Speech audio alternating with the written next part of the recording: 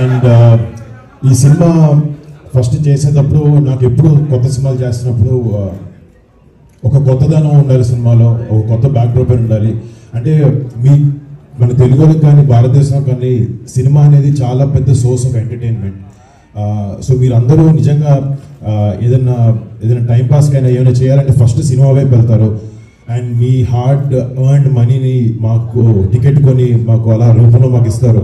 So మీరు అంత కష్టపడి సంపాదించుకున్న డబ్బులతో చిన్నగా మీరు 3 hours 2 hours ఎంటర్టైన్ అవ్వడానికి మీరు ఆ ఖర్చు పెట్టి ఆ డబ్బుకి న్యాయం చేయాలని ఎప్పుడు నేను డెఫినెట్గా స్ట్రగుల్ అవుతూ ఉంటాను.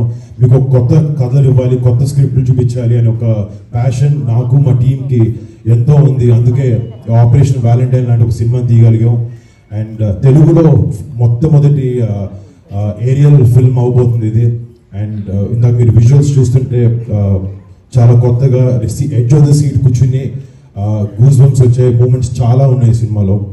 రేపు పొద్దున March 1st ఈ సినిమా వచ్చినప్పుడు మీరు అందరూ 100% దేశభక్తితో గుండెల నిండా ప్రైడ్తో సినిమా థియేటర్ బయటకు వచ్చి మన జవాన్లకి ప్రతి ఒక్కరికి మనసంతా పెట్టుకుని ఒకసారి సెల్యూట్ కొడతారు వాళ్ళు చేసే సాక్రిఫైసెస్కి. సో మేము ఈ సినిమా చేసే దానికి ఆబ్వియస్లీ సినిమా అంటే బిజినెస్, డబ్బులు సంపాదించాలి అన్నీ మాకున్నాయి. బట్ కొన్ని సినిమాలతో ఇలాంటి ఒక మంచి సన్నివేశాలని మన జవాన్లు ఏమైతే సాక్రిఫైసెస్ చేస్తారో, ఎన్ని గొప్ప పనులు చేస్తారో, వాళ్ళ బార్డర్ దగ్గర వాళ్ళ లైఫ్ని రిస్క్ చేసి వాళ్ళ ఫ్యామిలీస్ని పక్కన పెట్టి మన ఫ్యామిలీ సుఖంగా ఉండాలని చెప్పి అక్కడ పనిచేస్తారు. వాళ్ళందరినీ గుర్తు తెచ్చుకోవడానికి, వాళ్ళందరూ చేసే గొప్ప పనుల్ని మళ్ళీ మీ అందరి ముందు తీసుకురావడానికి ఒక చిన్న ప్రయత్నం ఈ సినిమా. డెఫినెట్గా సినిమా మీ అందరిని ఆదరిస్తుంది. మీకు అందరికీ దేశభక్తి లోపల ఉంటుంది, బట్ ఈ సినిమా చూసినప్పుడు మరింతగా పెరుగుతుందని నమ్మకంతో చెప్తున్నాను. అండ్ మళ్ళీ March 1st థియేటర్లో కలుస్తాను. అప్పటి వరకు జై హింద్.